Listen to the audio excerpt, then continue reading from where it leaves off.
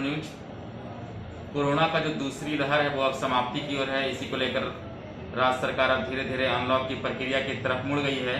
लेकिन इसी बीच एक बुरी खबर भी आ रही है कोरोना की तीसरी लहर को लेकर, जिसको लेकर WHO से लेकर जो भारत के स्वास्थ्य संगठन है वो केंद्र सरकार से लेकर राज्य सरकार को आगाह कर रहे हैं कि कैसे इस तीसरी लहर से बच्चों को बचाया जाए।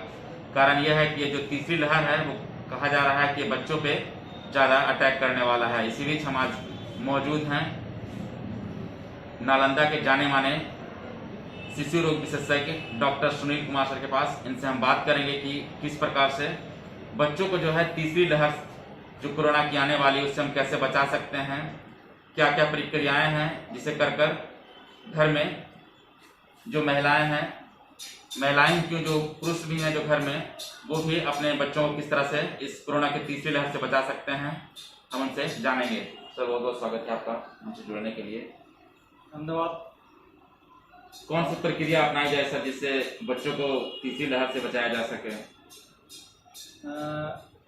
ऑलमोस्ट निश्चित है कि तीसरी लहर आना है, जो कि हमारे देश में महाराष्ट्र, तमिलनाडु ये सब में शुरू भी हो चुका है।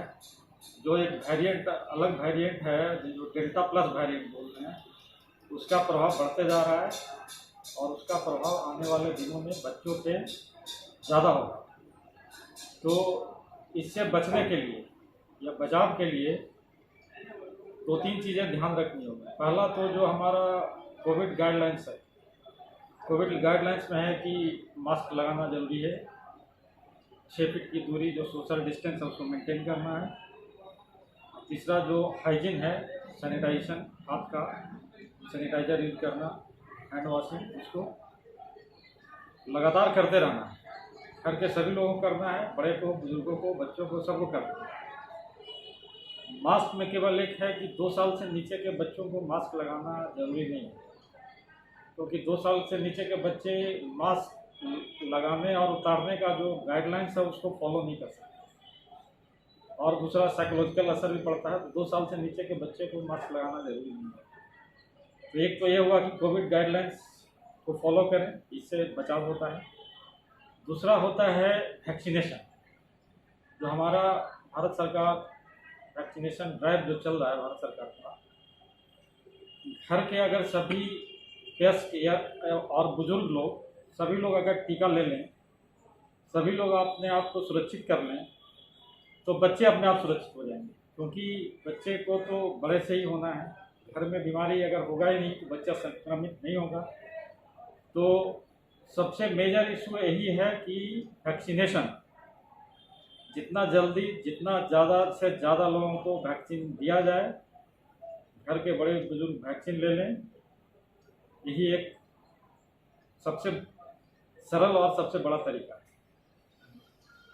पहली बार सर जो कोरोना आया था उसमें कहीं ना कहीं देखा जा रहा था कि जो लक्षण थे वो सर्दी, खांसी, बुखार तक था। उसके बाद जो है वो लक्षण बढ़कर स्वाद नहीं आना और कई तरह के आने लगे लक्षण।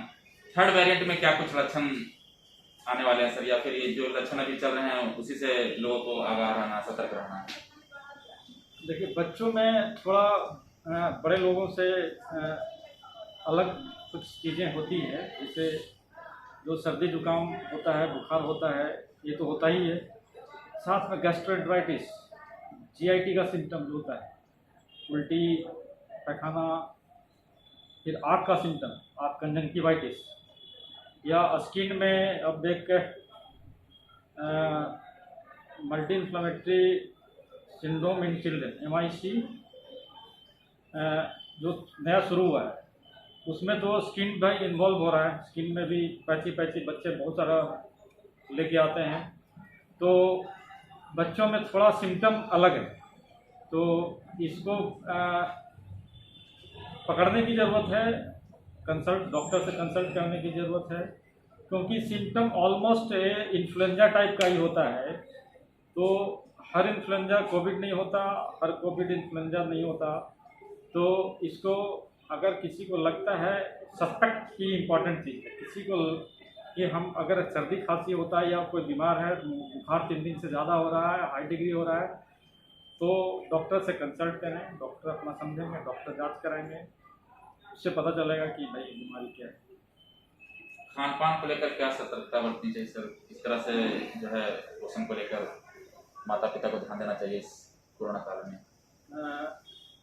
आप लोग सभी जानते हैं कि कोरोना से बचने में इम्यूनिटी बहुत सहायक है। बॉडी का इम्यून सिस्टम, हम लोग भाग्यशाली हैं कि बच्चों का इम्यून सिस्टम ज़्यादा स्ट्रांग है। इसलिए देखते भी हैं कि बच्चे में एक तो डिजीज़ कम हो रहा है। डिजीज़ एडल्ट के तुलना में मात्र 43% होता है। अगर 100 इन्फेक्टेड एडल्ट होते हैं, संभावना दोनों को एक जगह रखा जाए तो 100 में बीमारी बड़े में होगा तो बच्चे में केवल 43 लोगों में होगा, मतलब इन्फेक्शन कम होता है। कारण यही है कि उसका इम्यून सिस्टम मजबूत है। तो इम्यून सिस्टम मजबूत करने के लिए तो एक बैलेंस डाइट होना चाहिए। बैलेंस डाइट में क्या होता है? बैलेंस डाइट में सब चीज़ protein, fat, carbohydrate, minerals, vitamin, 5 चीज़ें जिसका कि गुणात्मक सामंजस्य बैठा के खाना खिलाने का ज़रूरत है। इसमें बैलेंस डाइट अगर सब बच्चों को देते हैं, हाइजीन मेंटेन करते हुए ताज़ा खाना बना कर देते हैं, घर का खाना खिलाते हैं, हाई प्रोटीन डाइट देते हैं जो कि प्रोटीन इम्यूनिटी में काम आता है, तो निश्चित है कि बच्चे का इम्यूनिटी बढ़ेगा तो बीमार होने का संभावना कम है। तो ये थे हमारे साथ जाने माने शिशु रोग विशेषज्ञ डॉक्टर सुनील कुमार, जो कि बता रहे थे किस तरह से माता पिता जो है वो अपने बच्चे को पोषक तत्वों का ध्यान रखते हुए उन्हें तीसरी लहर से बचा सकते हैं। और साथ ही साथ इन्होंने यह भी कहा कि ये जो वैक्सीनेशन का कार्यक्रम चल रहा है उसमें सभी लोगों को बढ़ चढ़कर हिस्सेदारी लेनी चाहिए और वैक्सीनेशन पूर्ण हो जाने से बच्चों में जो थर्ड वेव की जो बातें कही जा रही है, खतरा आने वाला है, वो कहीं ना कहीं कम दिखेगा। नालंदा से सूरज, मेट्रो न्यूज के लिए सूरज कुमार।